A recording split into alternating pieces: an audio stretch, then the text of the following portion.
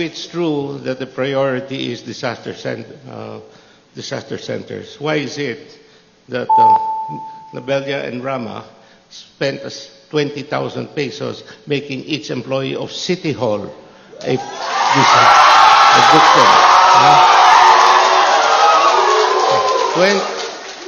Resulting in having himself and Rama suspended, the first mayor and vice mayor to be suspended in the history of Cebu.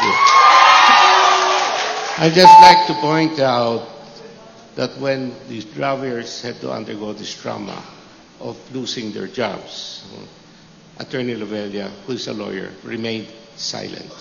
And I was the only mayor in the Philippines who actually went to Congress and fought for the legalization of these motorcycles.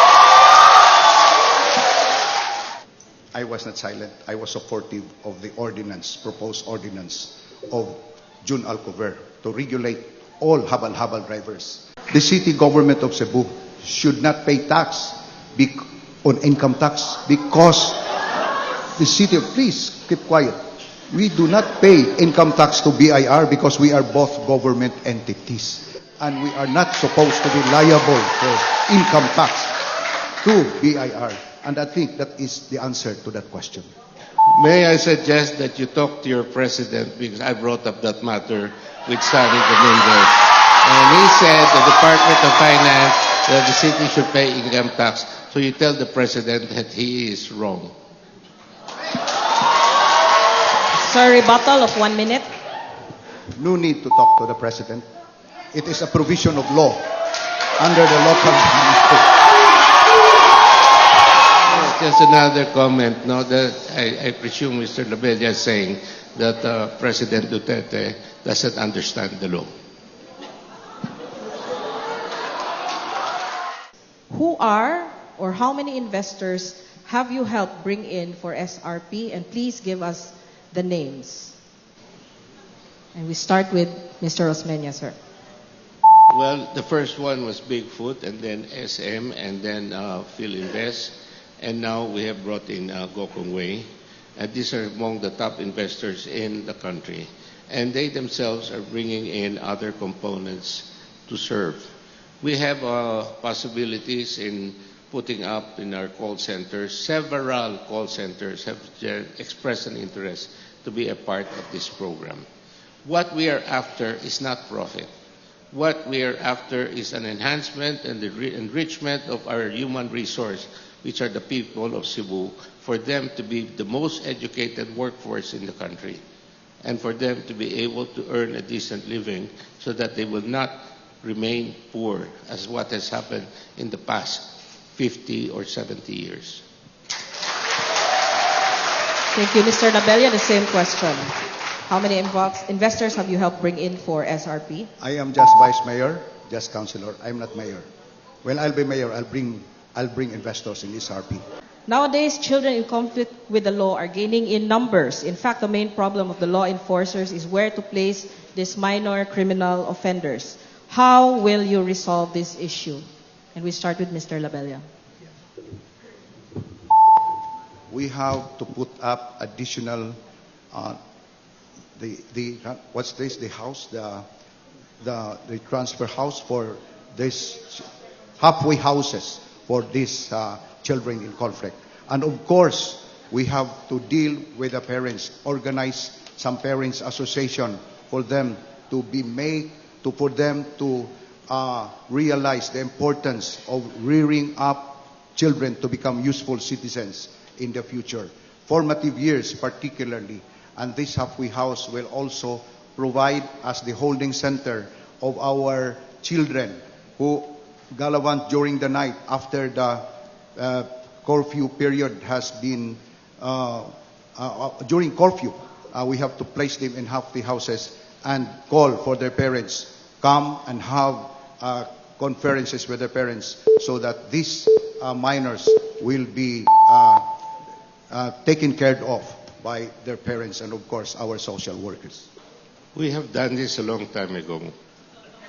Margot put up the Parian drop-in center, the first one of its kind in the country. He put up another center called Operation Second Chance, the first one of its kind for minor detainees to be going. We have our existing programs called the Community Scouts, which we are continuing to do so. But more so, we have been able to integrate all the different NGOs who are working children to work under one task force, the Task Force for the Street Children. And I'm very proud of them. It's true. It's established. But go around 6 o'clock in the morning. Go to Puente Osmeña. Go to Osmeña Boulevard. You can see children 6 years old stiffing rugby. All over. What has it done? Nakaunsa man na. Have we effectively implemented that program? It's a fact. Children all over are scattering in the city. And even underneath the bridge there at Country Mall, you can see all of them. That is a reflection of our lousy police department. It's not the job of the city to round up children. We do not have the capacity. We spend 100 million pesos a year giving the police cars, vehicles, and gasoline. It's their job, and they're not doing it. What is the best compliment that you can describe or say of your opponent? He's articulate. And the best compliment that you can say? I like his poster. It looks like a Christmas tree. Question I would ask Mr. Lavella. You come from Barangay Mabolo. You've been a city councilor for 9 years. You've been vice mayor for 6 years. What are your 3 biggest accomplishments in Barangay Mabolo?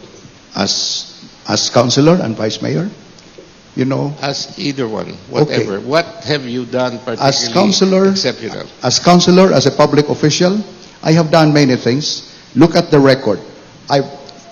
Many infrastructure in Mabolo, like the bridges. Yes, please. But all those infrastructure. Look at the record. The POE. I do not want to place my name as a project of Edgardo Labella. And of course, my primary duty as a member of the council is to pass ordinances and resolutions, and as vice mayor to preside sessions in the council. Mr. Osmeña, can you tell us a project that you conceptualized, you implemented since your term? You were the ones who conceptualized it, you implemented it. Can you tell us a project? There's the SRP. Can we ask? DRT, sorry, sir. There's the Long Life Program. We had the best agricultural development program at one time in our country. We were made the most livable city in our country. This is all part of the same. But I think the most important is our ability to be sustainable, and that is the SRP, where we were able to get and raise revenues for the city of Cebu. What is your greatest challenge in helping the poor people of Cebu? Of course, my greatest challenge is to improve their quality of life. And for these informal settlers, if we go to areas like Tabucan Alpardo, they are living in subhuman conditions. And then, every now and then, you see them being demolished, like the one in Tipadilla. That's very noble. But when Mike Rama opposed my proposal for a land swap for 5,000 homeowners to own their own land, Mike Rama opposed it and says, alcance ang syudad. Why did you support Mike Rama in that stance? I was not supporting Mike Rama. Along the way, there were times that we contradict each other on matters of issues. Does not mean that because we belong to the same political party that I always support him. We had differences too, but on matters of or things that both of us can agree, we agree. So you have it on record that you oppose the land swap. Of course, I did not oppose the land swap. You I was supported even him. the chairman. I was even the chairman that studied a land swap deal with Ilario Davide as my. I was the one who studied the deal. I know. I have a copy of that document. Yes, I was the one. You were the one who formed that Yes, committee. But after that, when Mike Rama opposed it, you went along with Mike Rama I did in not went opposing along it. with so far as the land swapping is concerned.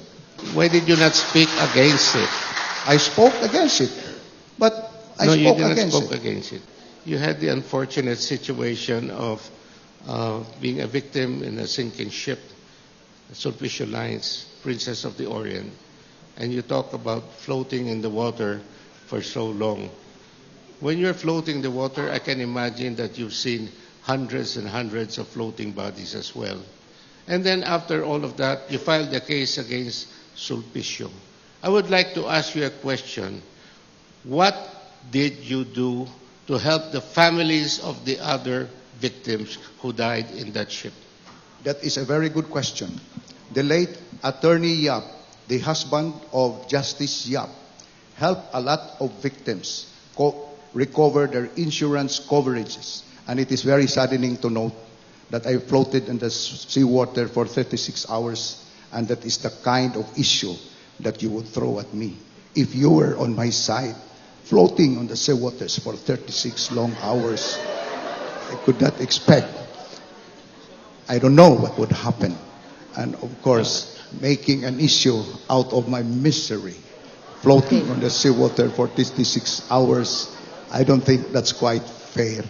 Unfair kayo na nga humantong ko na luwas sa paglutaw-lutaw sa 36 ka oras.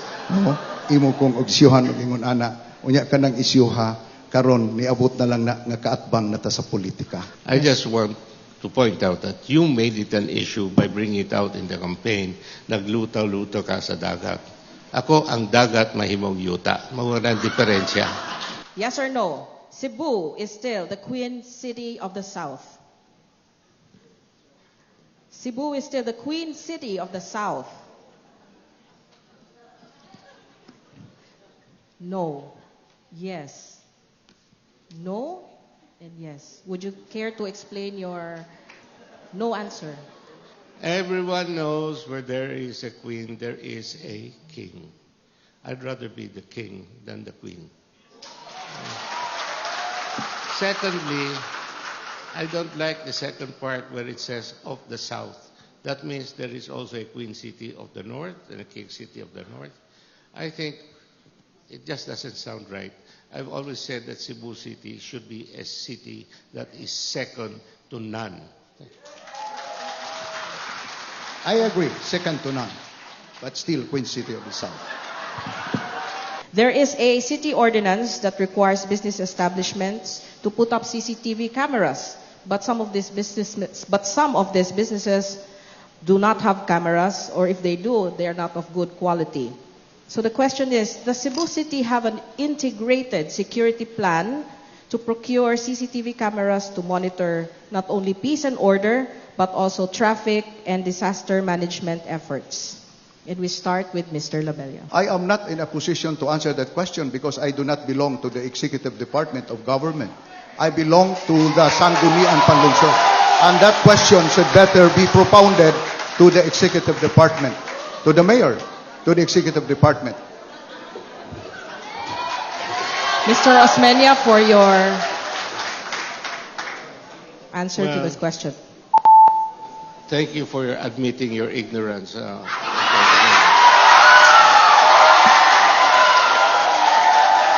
CCTV cameras is only one component to peace and order. We even have appropriated funds to put CCTV cameras in jeepneys. And it's a changing technology, and we have to take into consideration other factors such as the interconnectability of all of these cameras. In the event of typhoon, we are completely immobilized. And there is a need for us to monitor remotely all the different intersections. We are trying to keep up to date with the changes in technology, and it's changing every month. No? It gets better and better. But as you can see, even those who are victims of crime are caught in CCTV cameras.